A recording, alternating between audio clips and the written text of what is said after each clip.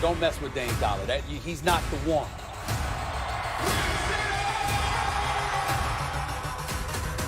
It's Dame time. Good day, late, but worth the wait as always. What's going on, everybody? Welcome into First Take. I'm Molly Karen Rose, joined as always by Stephen A. Smith and Max Kellerman. And look who's here. I'm going to give props to Dame in about 2 seconds, but we've got the future Hall of Famer, Vince Carter, with us, who logged 22 seasons in the association. Can we talk about how incredible that is? The most in NBA history, Vince. Right. Thank you so much for being with us. We're so excited to have you, and we appreciate you gracing us with our presence. We're going to have a lot of fun today, guys. Let's get after it. And I want to start with Dame. Continuing his tear, he has been unreal, joining Will Chamberlain, an exclusive 60-point club, dropping 61 in Portland's win against Dallas. Dame putting in work. They essentially control their own fate, fellas, but are still fighting for that 8th spot. The Blazers get the 8th seed with a win against the Nets, or losses by Memphis, Phoenix, and San Antonio. If they handle their business, they'll face the Lakers in the first round, and we are here for all of it. Stephen A., talk to me. You think L.A. should legitimately be scared of Portland?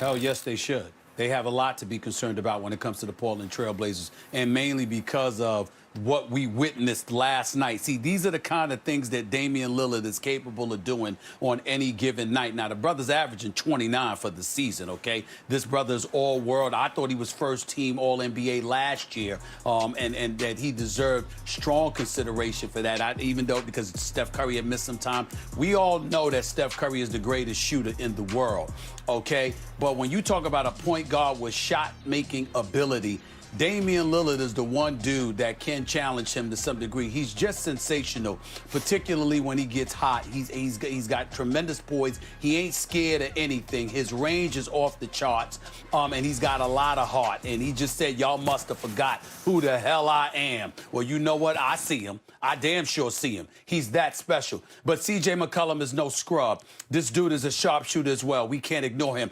Carmelo Anthony, my brother, did you see the performance that he put on last night? He dropped 26 last night on 10 of 17 shooting. It was his best game as a Blazer. Carmelo Anthony, the epitaph was written a bit prematurely, dare I say. As I said to a lot of folks, you still got Nurkic back. He's looking healthy. Gary Trent has been making shots all over the place. Just had 11 last night, but we know what he's been doing since the bubble arrived. When you look at Portland, they have athleticism, they have exceptional perimeter shooting, they have explosive players, they have an elite backcourt, and they have experience. You couple that with the fact that Avery Bradley is not there any longer because he elected not to play in the bubble. No shade there. He's got a 6-year-old that had respiratory issues. According to the reports, we wish him and his family nothing but the best. But him being gone and Rondo being out, even though he's expected to be back, let's call it what it is. If you can make shots and you have elite guard play, you can beat the Lakers. I am very, very worried about the Los Angeles Lakers in the first round if they play the Portland Trail Blazers. I'm not going to go as far as to say it's a foregone conclusion they'll lose, but they could. And here's the prediction I will make. That particular series would go 7 games, in my estimation. The floor is yours. There is a lot of reasons for the Lakers to be worried about the Blazers, and I'm a Lakers fan. Number one, just the fact that we're in a bubble, there was a stoppage. Like the last time there was a work stoppage or a shortened NBA season, that's the last time an 8-1, when the Knicks got all the way to the finals. Like, weird things can happen in seasons like this. Number two, the Blazers, when you look at it, Stephen A., why were you calling for Lillard to leave Portland? The same reason a lot of people were, because how do you get what he needs there? Guys don't sign in markets like Portland normally, right? A type A, real first-rate free agent. So a couple things needed to happen. First of all, because he had McCollum as his wing, as his Robin, who else could step up? Well, Nurkic. 2 things had to happen. Nurkic had to get healthy and continue to ascend. Check. That's happened. And then they needed a reliable third guy on offense. And Carmelo Anthony has, you said that people have written his epitaph, that was me, Carmelo Anthony has proven the doubters like me wrong. He's not just I said he's a 15-minute night guy, ninth guy on someone's bench, because in this era of specialization, it's not so much iso ball anymore, especially with his declining physical abilities, just with age. He can't iso your way to a 50-win season with him as the centerpiece anymore. What can he do? He's not like some awesome catch and three-point shooter, and he's not a defender, so he's not exactly a 3-and-D guy, right? So what can he do? Well, he's showing what he can do. He got himself in shape, and he's become not just a 15-minute-a-night guy, not just a valuable rotation piece on a good team, but he's playing like a good NBA starter at a position where it's hard to find good starters on a powerhouse team, because right now the Blazers are powerhouse. And then, of course, I buried the lead. The number one reason, I said 1, 2, 3, number one reason above all of this is Damian Lillard is playing like an MVP. He's putting on a show every night, an MVP show. He did it again last night, and they needed it, including hitting the game-tying shot, which, took a minute to go in. But, with the game on the line on a night where McCollum wasn't great, he's coming through. For all those reasons, they're really live, and yet, Stephen A., I'm a little less worried than you, primarily because I don't think they play the kind of defense that's going to beat the Lakers in a 7-game series. But as a Lakers fan, man, I don't want to see the Blazers. And I agree with you both. And I'm going to say this. I'm concerned in the first game or two, and then there will be adjustments. We know that in the playoffs, it's about adjustments. And Dame Lillard's going to do his thing. I see the Lakers now double-teaming Lillard and now putting the onus on who? Maybe Carmelo, maybe CJ. But CJ has to get healthy first. Because if he's not healthy, you're going to expect Dame to score 60 or let's say 50 or more in a 7-game series. Like Stephen A., you said, they go 7 games. Well, what if they don't? He has the ball. Now you put the ball in Carmelo's hands and you're going to expect him to score and play this way all the time, which he's very capable of, don't get me wrong.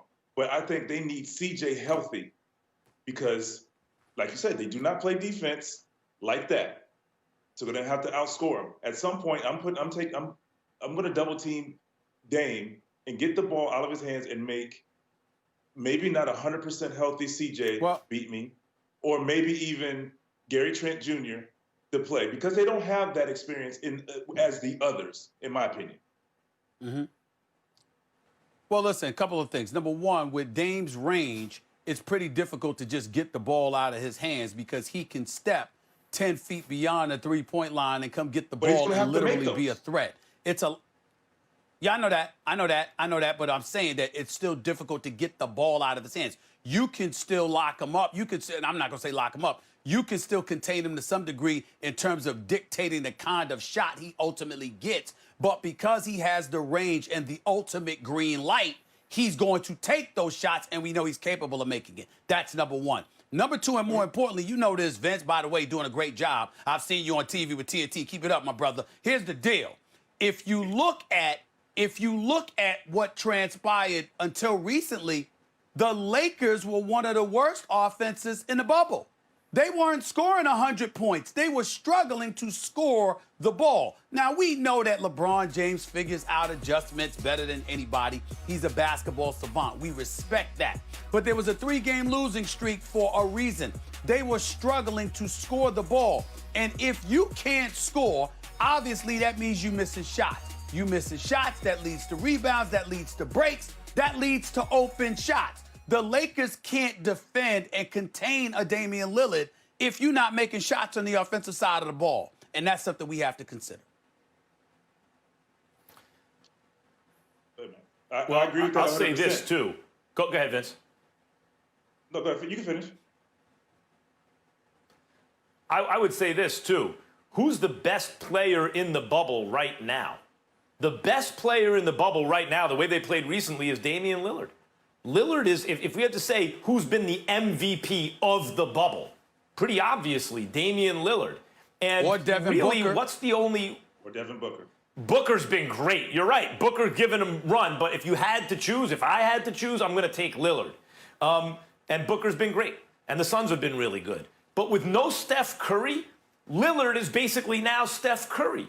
You know, like you're compared to your peers and who else is around you. That really determines your value. How are you not just in a vacuum, but